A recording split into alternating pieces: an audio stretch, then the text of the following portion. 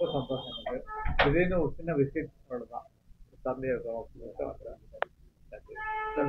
தமிழக திரையுலகில் நீண்ட கால பாரம்பரியமா நீங்க வந்து வந்திருக்கீங்க. இப்ப இருக்கிற தமிழ் துறை ஹலோ சத்தம் போடாதீங்க. என்ன வேணும்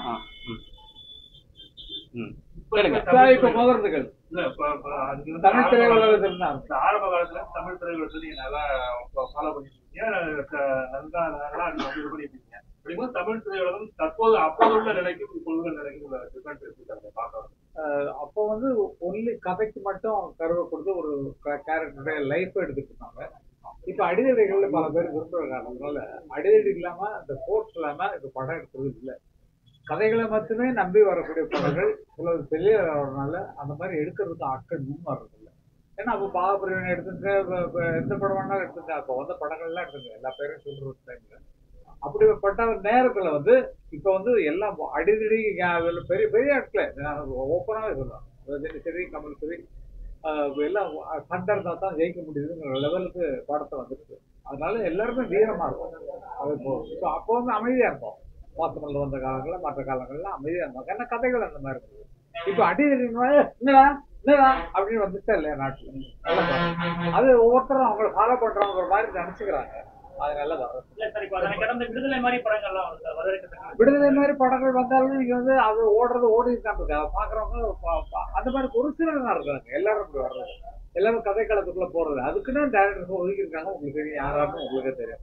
அவங்க எடுக்கிற படங்கள் அதுக்கு மேல போக வேண்டாம், நம்ம ஃபேமிலியிலே இருக்கலாம், ஒருவருடைய பிரச்சனை எடுக்கலாம் அப்படிங்கிற மாதிரி தான் அவங்க இருக்காங்க. அது ரியல் பிரச்சனைகளை எடுக்கும்போது படமா நல்லா தெரியுது நமக்கு. ஆனால் ஆர்டிபிஷியல் சினிமான்ற பாணியில போறவங்க படம்லாம் ஓடுது, அது ஓடலான்னு சொல்லல, படங்கள் ஜெயிக்குது.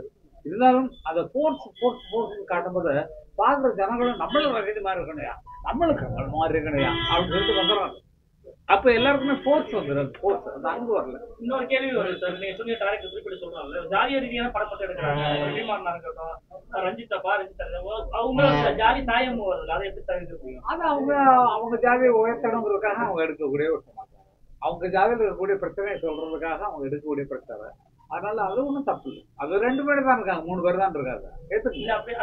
பார்வை இருக்கேன்னு சொல்றேன். படத்தை கலையை கையாத்தானே பாக்கணும். அந்த பார்வைக்கு நீங்க என்ன சொல்றீங்க? பார்வை வந்து அவனுடைய வாழ்க்கையில கஷ்டப்படுற தாழ்த்தப்பட்டவருடைய வாழ்க்கையில் நடக்கக்கூடிய விஷயங்களை வெளியே கொண்டு வர்றதுக்காக அவங்க முயற்சி பண்றாங்க. அது நல்ல முயற்சி தான். அந்த பிரச்சனைகள்லாம் தெரியும். ஆனா பிரச்சனை சொல்லல, கதையில வந்து ரொம்ப அடித்தளத்தில் இருக்கோம்னு சொல்லிட்டே இருக்கோம். இப்ப இதெல்லாம் பாடுபடுறாங்கன்னா இதுல இருந்து மேல வரணும், எங்களை விட்டுடணும், எங்களை வந்து அடையாளம் காட்டாதன்றதுக்காக தான் இந்த இயக்கங்கள்லாம் இருக்கும். அந்த இயக்கத்துல உள்ள கொள்கைகளை அவங்க சொல்றதுக்காக அவங்க வந்து ட்ரை பண்றாங்க. 80-90 காலகட்டங்கள்ல சமீப காலமா ஒருத்தர் கேட்டுட்டு இருக்காரு, அது பிடிச்சது நீங்க 80-90 காலகட்டங்கள்ல உங்க காலகட்டங்கள்ல மண் வாசனை, பாரதி ராஜாவோட அவங்களோட கரகாட்டக்காரங்க எல்லாம் மண் வாசனை கிராமத்து சார்ந்த படங்கள்லாம் வெளிவந்து ஒரு பெரிய மண்ணோட வாசனைகள் போகக்கூடாதுங்கிறதுக்காண்டி ஒரு தாக்கத்தை ஏற்படுத்தியது. இப்ப இந்த 30-40 வருஷங்கள்ல அதோட இது வந்து குறைஞ்சிருச்சு. அந்த மண் வாசனை தமிழக கிராமத்து வாசனைகள் எல்லாம் வெளியேறாத படங்களாக வந்தது. இதுக்கு நான் முதல்ல சொன்ன பதில் தான் மறுபடியும் சொல்லணும். ஏன்னா வந்து அப்போ வந்து பாசம் நேசத்தோட இருந்தோம். அப்போ வந்து எல்லாருமே வீட்டுல பாசம் நேசத்தோட இருந்தோம்.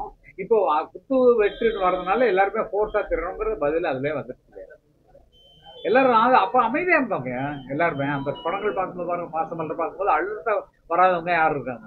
எல்லா படங்களும் சரி. அந்த ஒரு வீரம் சொன்னா சொல்றோம், அவர் படத்தை பார்த்து அந்த மாதிரி நிமிந்துட்டு வருவோம் தியேட்டர் வெளியே வரும்போது அப்படிங்கிற மாதிரி வருவோம். இப்ப அப்படித்தான் வர்றோம். ஆனா பிரச்சனைகள் வேற, வாழ்க்கை பிரச்சனை அவங்க சொன்னாங்க. தாய் பண்டாரமா இருக்கட்டும், எல்லா எம்ஜிஆருடைய படங்கள்லாம் பாத்தீங்கன்னா அந்த படத்துல வந்து அவருடைய வீரத்தை காட்டுறாங்க, சமுதாயத்துக்கு அவனை எதிர்க்கிறவங்க காட்டுவார். இது அப்படி இல்லை, எடுத்தவங்கெல்லாம் அடிச்சுட்டு நம்ம போயிட்டு இருக்கோம். அது அதிகமான பயிற்சியை எதிர்பார்க்கறாங்க. அதுக்காக சட்ட மாஸ்டர்களுக்கு நல்ல பலன் கிடைக்குது. தமிழ் துறையில இருக்கிற எம்ஜிஆர் ஆகட்டும், ஜெயலலிதா ஆகட்டும், திரையுலகத்துல இருந்து வந்துதான் உங்களுக்கு வந்து அரசியல வந்து கொண்டு வச்சினாங்க. இப்போ வந்து அப்பெல்லாம் வந்து எந்த விதமான விமர்சனங்கள் திரையுலகத்துல இருந்து மறைமுகமா தான் விமர்சிச்சிருக்காங்களே தவிர, இப்ப இருக்கிற நடைமுறை மாதிரி எடுத்து வரதுக்கு முன்னாடியே தமிழ் திரையுலகத்துல இருந்து நீங்க வரைகி வைக்கிறீங்க ஒரு விமர்சனங்கள் போயிட்டு இருக்கு. அதெல்லாம் ஒருத்தர் ஃபாலோவுக்கு நமக்கு யாரை ஃபாலோ பண்றோமோ அவங்கள ஃபாலோ பண்ணி தான் வரணும். வர்றாங்கன்னா நம்மளும் வந்துடலாம், நம்ம பிரபலம் ஆயிட்டோம், நம்ம ஒரு ஆரம்பிச்சோம்னா நம்ம ஏழைகளுக்கு உதவி செய்ய வர்றோம். விஜய் எடுத்துக்கலாம், உதவிகளுக்கு வரணும், எனக்கு படமே வேண்டாயா, எனக்கு 200 கோடி வாங்கினாலும் அதெல்லாம் வேணாம், நான் மக்களுக்கு சேவை செய்ய வர்றேன் அப்படின்னு சொல்ற பேச்சே பெரிய பேச்சு இல்லைங்களா? அவங்களும் அப்படித்தான் விட்டு வந்தாங்க. எம்ஜிஆரும் சரி, அவங்களும் சரி, மற்றவங்களும் சரி, நடிச்சு விட்டுட்டு வேணாம் நம்ம மக்கள்கிட்ட போகலாம் அப்படிங்கிற முடிவோட தானே வந்திருக்காங்க. அதனால அதை ஃபாலோ பண்ணி வரதுல ஒன்றும் தப்பு. வரவேற்பு இருக்குமா? நீங்க தான் சொல்லணும். நீங்க தான் பிரஸ், எல்லாத்தையும் நீங்க தான் பார்த்துட்டு இருக்கீங்க. வரவேற்பு இருக்குமா? நாங்கள்லாம் அங்க வந்து அப்பா சம்பளத்தை விட்டு போறாங்க இதுக்கே அந்த சொல்றோம் நாங்க நினைக்கிறோம். சினிமாவுக்கு ஒரு இழப்பு, எல்லா டிஸ்ட்ரிபியூட்டருக்கும் ஒரு இழப்பு. அவருடைய படங்கள் வந்து நிறைய கலெக்ஷன் ஆகுது, அந்த கலெக்ஷன்லாம் போயிடும் வர்ற படம் இல்லைன்னா. அதனால அவர் அந்த இழப்பு மனசுல இருந்தாலும் சரி, அவர் ஏதோ நினைக்கிறாரு வரட்டும் அவர் சொல்லிதான் மனசுல நினைக்கிறோம். ஓட்டு போடுற ரகசியங்கள்ல சொல்ல முடியாது. சமீப காலமா தமிழ் படங்களோட பிற மாநில படங்கள் வந்து அதிக அளவு தான் ஓடுது. தமிழ் படத்துக்கு முக்கியத்துவம் சொல்லப்படுது. உதாரணத்துக்கு சொல்லுங்க.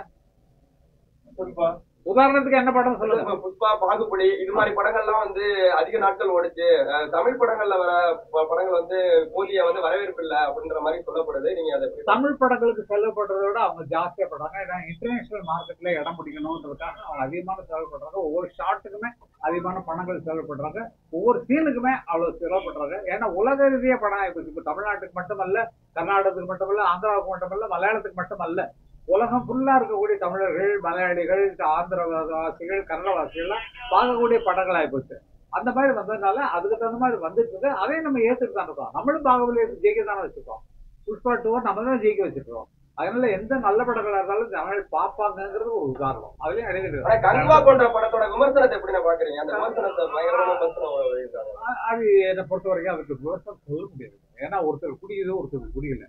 அதனால பிடிச்சவங்க பாக்குறாங்க, பிடிக்காதவங்க நிறைய பேர் பார்க்கல, அவ்வளவுதான். அரசியல் கட்சியில நீங்க ஒரு அரசியல் கட்சியில இருக்கீங்க. இப்ப இருக்க தமிழக அரசியல் நமக்கு நம்ம நல்லா இருக்கு, நல்லா இருக்கு, நல்லா இருக்கு. இந்த பல்கலைக்கழகத்தை நடத்த மேட்டரு, அவங்க குடிச்சிட்டு சாராய கடை தந்து எல்லாம் குடிச்சிட்டு இருக்குது, எல்லாம் நல்லா இருக்கு. ஜனங்களுக்கு என்ன வேணுமோ அதை கொடுக்குறாங்க. அவங்க போறங்க பதில் சொல்ற வரைக்கும் விடுங்க கொஞ்சம். தருணத்துல நல்லா சாப்பிடுறியா அப்படின்னு நேற்று நாங்க ஷூட்டிங் எடுத்துக்கிட்டோம். ஷூட்டிங் வர்றவங்க இந்த தஞ்சாவூர் இப்படி கட்டு அப்படி வச்சுட்டு வர்றாங்க. நாங்க எப்படி தடுக்க முடியும்? எப்படி தடுக்க முடியும்? யாரும் சொல்ல முடியும்? தண்ணி அடிச்சு தான் வர்றாங்க. வேடிக்கை பார்க்குறவங்க எல்லாம் தண்ணி அடிச்சு தான் வர்றாங்க. அதை நம்ம தடுக்க முடியுமா? எங்களுக்கு இடங்கல. அதனால ஷூட்டிங் எடுத்துருக்கே ஒரு ஷூட்டிங்ல தான் வரேன். நான் ஒரு படம் ஒன்று ஆக்ட் பண்றேன். அது பின்னால் ஒரு சர்ப்ரைஸா இருக்கும். ஏன்னா சினிமா உலகத்தை காப்பாடுனதுன்னு ஒரு கடமை இருக்கு இல்லையா எனக்கு. நம்மளும் வந்து நடிச்சோம். ஒரு கிராமத்துக்கு தாத்தா பத்தி ஒரு கதை. அதனால இப்பதான் ஃபர்ஸ்ட் சொல்றேன். அந்த ஷூட்டிங் வந்திருக்கோம். அந்த ஷூட்டிங்ல இவரை பாக்குறதுக்காக நான் இந்த புதுக்கோட்டைக்கு வந்தேன்.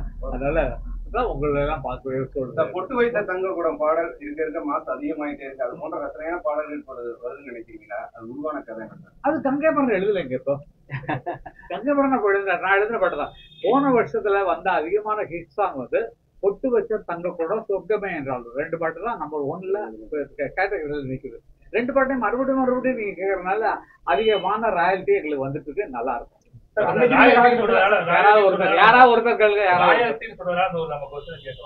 இளையராஜா சார் வந்து ராயல்டி சம்பந்தமான பல்வேறு பிரச்சனைகள் நம்ம நாங்க நல்லா பாக்குறோம் சார். எங்களுக்கு வந்துட்டு நம்ம எப்படி பாக்குறது? நாங்க உழைச்ச உழைப்புல சினிமா இண்டஸ்ட்ரியில அது ஒரு பெரிய பிரச்சனையாக அது உலகத்துல இருக்கக்கூடிய எல்லா மியூசிக் டைரக்டருக்கும் வரக்கூடிய சமாச்சாரம். அது இங்க நடந்துட்டு இருக்கு. அது உங்களுக்கு புத்தகம் இருக்குது. காரணம் இப்போ வந்ததுனால மைக்கேல் ஜாக்சன் போட்ட பாட்டெல்லாம் அவர் பாட்டு எழுதி அவர் பாட்டு நடிச்சு அவருக்கு மொத்தமா போச்சு. அதனால அவர் பெரிய ஆளானாரு. அதே மாதிரி இப்போ வந்துட்டு இருக்கவங்க எல்லாத்துக்கும் மியூசிக் டைரக்டருக்கு அவங்க படைப்புக்கு பணம் வரணுமே அப்படிங்கிறதுக்காக அதுக்கு ஒரு ரூலே இருக்கு. கவர்மெண்ட் ரூலே இருக்கு. அந்த ரூல் படி தான் ஒரு IPRSன்னு ஒரு இயக்கம் இருக்கு. அதுல வந்து யாராவது இந்த டிவியில படத்தை போடுறாங்க, பாட்டை போடுறாங்க, எங்க எழுதுனவங்க யாரு, இசையமைச்சவங்க யாரு, பாடுறவங்க யாருன்னு அவங்களுக்கு ஒரு ராயல்ட்டி மாதிரி வந்துட்டு இருக்கு. நல்ல விஷயம் தானே, நல்லா இருக்கும். யாராவது ஒருத்தர் சொல்லுங்க, மறுபடியும் சொல்லுங்க, கேட்கல. இல்ல நான் சொல்றது கரெக்ட். அவர் என்ன பண்றாரோ அதுக்கு ரியாக்ஷன் தான் என்னோட வார்த்தை. யாராவது ஒருத்தர் கேளுங்க. அன்னைக்கு இருந்த காலகட்டங்களில் கதாநாயகர்கள் வந்து 100 படங்கள் சர்வசாதாரணமா இருக்கும். இன்னைக்கு 10 படத்தை தாண்டி ஒரு கதாநாயகனுக்கு போராட்டமா இருக்கும். எதனால அவங்களோட திறமை கம்மியா இருக்கா? நம்ம எதிர்பார்ப்பு ஜாஸ்தியா இருக்கு சார். கமல் சார் பார்க்கணும், படம் பார்க்கணும், விஜயகாந்த் படத்தை பார்க்கணும், விஜய் படத்தை பார்க்கணுங்கிறது நம்ம எதிர்பார்க்குது. மற்றவங்களாம் கீழே தானே பார்க்கணும், நம்ம மேலே பார்க்கலையே. அதனால அவங்களுக்கு அதிகமான ஆதரவு கிடைக்கல, அதனால அவங்க தோத்து போயிட்டாங்க. ஆனா தெலுங்கு பட நடிகர் அல்லு அர்ஜுன் மீது அரசு எடுத்த நடவடிக்கை வந்து சரின்னு பாக்குறீங்க? தப்பு. ஏன்னா காரணம் என்னன்னா, அவர் ஒரு நடிகர், ஒரு ப்ரொடியூசர் பணம் கொடுத்து அவர் நடிக்க வைக்கிறாரு, டைரக்டர் கதை சொல்லி அவர் நடிக்க வைக்கிறாரு, அவ்வளவுதான் அவங்க வேலை. அவங்க கூலிக்காரங்க மாதிரி வந்து வேலை செய்யறாரு. அப்ப அவங்க படத்தை பார்க்க வர்றவங்களுக்கு ஆக்சிடென்ட் ஆச்சுன்னா ப்ரொடியூசர் பொறுப்பா, டைரக்டர் பொறுப்பா, கதாசிரியர் பொறுப்பா, யார் பொறுப்பு சொல்லுங்க? அந்த நடிகர் மேல ஏதாவது பழி போடணுங்கிறதுக்காக நடந்த மாதிரி எனக்கு தோன்றது. ஏன்னா அவரெல்லாம் நல்ல இதுல காவல்துறை பல்வேறு விளக்கங்கள் கொடுத்திருந்தாங்க. என்னன்னா, அவர் வெளியில போக சொல்லியும் அவர் போக மறுத்துட்டாரு, படம் முடிஞ்சுதான் போவேன்னு சொன்னாரு அப்படின்னு காவல்துறை விளக்கம் எல்லாம் கொடுத்திருந்தாங்க. அது ஏற்புழையா இருந்ததா? எனக்கு புரியல. இல்ல, அவரு வெளியில போக சொல்லியும் வெளியில போகாம அவர் வெளியே போறாங்க, தேட்டர்ல இருந்து வெளியே போறாங்க. தேட்டர்ல இருந்து போய் அதிகமா இருக்கு, வெளியில கூட்டம் ஜாஸ்தியா இருந்தனால உள்ள உட்கார்ந்து இருக்கிறத கேட்கிறேன். அவங்க சகோதரர் இளையராஜா அவர்கள் வந்து ஆண்டாள் கோயில் பிரச்சனை சர்ச்சையானுச்சு. அதுல வந்து காணொலி மூலம் பார்த்த பயிருக்கும் நீங்க கொடுத்த இளையராஜா கொடுத்த விளக்கத்துக்கு நிறைய வித்தியாசம். இன்னும் அந்த தாழ்த்தப்பட்ட இது வந்து கோயில்ல நடக்குதா? அண்ணனை வந்து எவ்வளவு மரியாதை நடத்துறோமோ அவ்வளவு தூரம் நடத்துறாங்க. 3 ஜீயரும் ஒன்னா சேர்ந்து கொண்டு போனாங்க, மண்டபத்துல வந்து தரிசனம் பண்ணாரு. அதுக்கப்புறம் திரும்ப நீங்க வந்து அவரை பார்த்து கும்பிட்டதை யாரும் எடுக்கல, ஏன்னா அங்க பிரஸ் அலவுட் இல்லை. அதனால எடுத்த 2-3 போன் ஷாட்ல மட்டும் அவர் வந்து திரும்ப மாதிரி ஷாட்டை போட்டு விட்டீங்க. உள்ள கும்பிட்டதை யாராவது போட்டீங்களா? உள்ள கும்பிட்டதை யாராவது போட்டீங்களா? உள்ள அவர் போய் கும்பிட்டதை யாராவது போட்டீங்களா? இல்ல சார், எங்களுக்கு 3 ஜீயரும் வரவேற்று அவர் கொண்டு போய் உள்ள போனாங்க. உள்ள போய் மருத்துவமன்றத்துல வந்து கும்பிட்டாங்க. அதெல்லாம் போடல. வேணும்னே ஒரு பிரச்சனை தூண்டி விடணுங்கிறதுக்காக இந்த மாதிரி பண்ணா நியாயமா?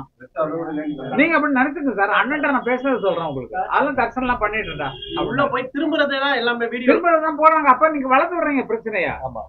யார் காரணம்? பிரஸ் தான் காரணம். நீங்க ஏன் உள்ள அவர் கும்பிடுற ஷாட் போடல? திரும்ப எடுக்க முடியலன்னா அப்ப கேட்டதை வச்சு அவரு நல்லா இருக்காரு சார், சந்தோஷமா இருக்காரு சார்.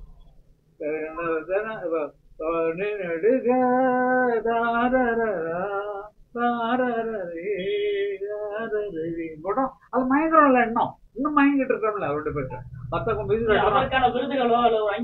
விருதுகள்லாம் அவர் வாங்குற வீட்டுல நிறைய இருக்கு சார், நிறைய வைக்கிறதுக்கே இடமெல்லாம் இருக்கு சார். மத்தவங்க புதுசா வரவங்களும் கொடுக்கறதுதான் அவரும் விரும்புறாரு, நாங்களும் விரும்புறோம். தமிழ்நாடு பாஜக வளர்ச்சி நம்ம தமிழகத்துல எனக்கு நான் கேள்விப்பட்ட வரைக்கும் பல பேர் இதோடைய நியாயமான, ஏன்னா வந்து எடுத்து சொல்றதுக்கு ஆள் இல்ல. அண்ணாமலை தவிர எந்த பிரச்சனையா இருந்தாலும் சரி அவர் தான் வந்து முன்னாள் நிற்கிறாரு, அந்த பிரச்சனைகளை எடுத்து சொல்றாரு. அதனால அது ஃபாலோ ஆயிடுச்சு. இப்ப என்ன போயிட்டு இருக்குன்னு உங்களுக்கே தெரியும். இது அண்ணா யூனிவர்சிட்டி மேட்டர் போயிட்டு இருக்கு. அதுல என்ன நடந்திருக்குன்னு எல்லாருக்கும் தெரியும். இது கவர்மெண்ட் கவனிக்குதா? இல்ல. ஏன்னா டிஎம்கே ஆளு அவருடைய போட்டோ போட்டிருக்காங்க, முரசொலியில போட்ட நியூஸ் எல்லாம் படிச்சு பாருங்க, அவருக்கு என்னென்ன கொடுத்துருக்காங்கிறத முரசொலியிலே போட்டிருக்காங்க. அப்ப அவர் மறைக்கிறதுக்கும் தப்பிக்க வைக்கிறதுக்கும் ஒரு நிரப்ப நினைச்சா அதை விட நியாயமா இருக்கும் இல்லைங்களா? நீங்களும் யோசிக்கணும், பிரச்சனை நீங்களும் யோசிக்கணும். அதான் அந்த மாதிரி விஷயங்களை நீங்க ஏற்றி விடணும். தப்பு இங்க மட்டும் நடக்கல சார், எல்லா இடங்கள்லயும் இந்த மாதிரி குற்றங்கள் நடந்துட்டு தான் இருக்கு. நடந்துட்டு இருக்கு எல்லா இடங்கள்லயும் கற்பழிப்பு விவகாரங்களும் அத்துமீறல்களும் நடந்துட்டு தான் இருக்கு. செக்ஸ் சொல்ல பெண்களுக்கு இருக்கு, தனியா நடக்க முடியலங்கிற பயம் இருக்கு. என்னைக்கு ஒரு பொண்ணு தனியான தைரியமா நடந்து போறாளோ அன்னைக்குதான் சுதந்திரம் வந்ததுன்னு காந்திகள் இருக்காரு. நடக்குதா?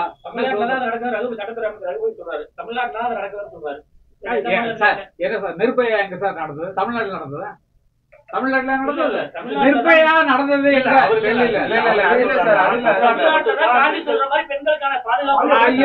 அதை நீங்க நம்புறீங்களா?